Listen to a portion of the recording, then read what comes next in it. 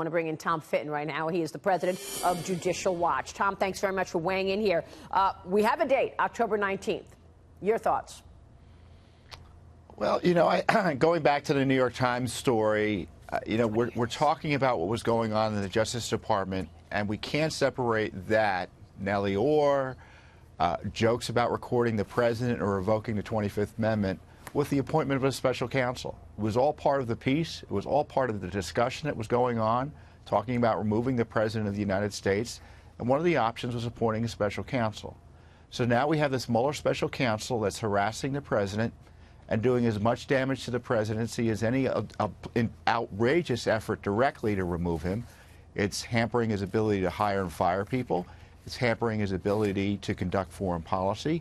And it's hampering his ability to monitor and take care of the corruption going on at the Justice Department and FBI. You know, it's interesting. Mark Penn is going to be joining us momentarily, and he wrote a great op-ed in The Hill this weekend. And in it, he writes about Rosenstein and his wry sense of humor. I understand that a lot of people say he's sarcastic, but in another one of his jokes, quote unquote, he appears to have quite the sense of humor. He raised turning the tables on Congress by reviewing the emails of members and staff who were there to gather information from the FBI. Oh, just kidding. Do you remember him saying that a couple of months ago when Devin Nunes demanded documents be sent to Congress as part of this investigation? And he said, well, maybe we should just turn the table and start looking at your communication. Just kidding. Nope.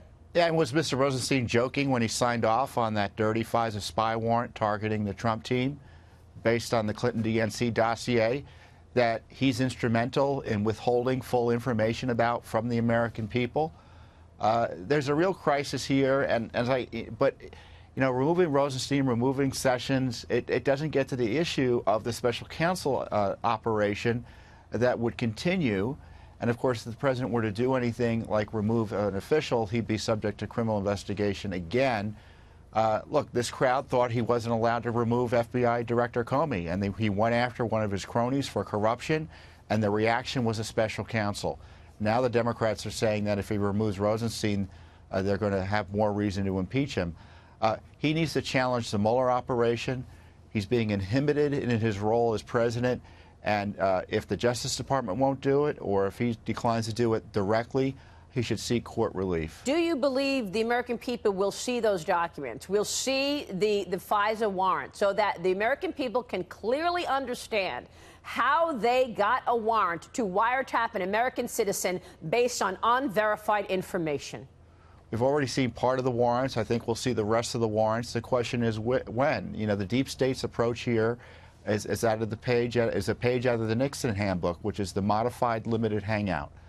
Let it come out slowly over a period of time, and hopefully people won't remember, and it gives the Mueller operation as much time as he needs to try to damage the president. It's quite extraordinary when you consider all of the malfeasance on the other side, when we see how they wanted to stop Donald Trump badly from becoming president, and a cabal of individuals put their finger on the scale to change the course of an election because they just didn't like him.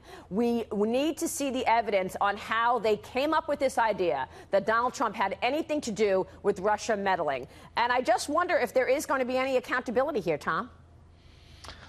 Well, Congress can do more. I appreciate they're pushing for the documents following Judicial Watch's lead on many of these issues, but they should bring in Mr. Mueller into Congress and ask him questions about not necessarily who's going to interview tomorrow, but how he was appointed, his conflicts of interest, why it is he can't find any Republicans or conservatives to work on his prosecution team.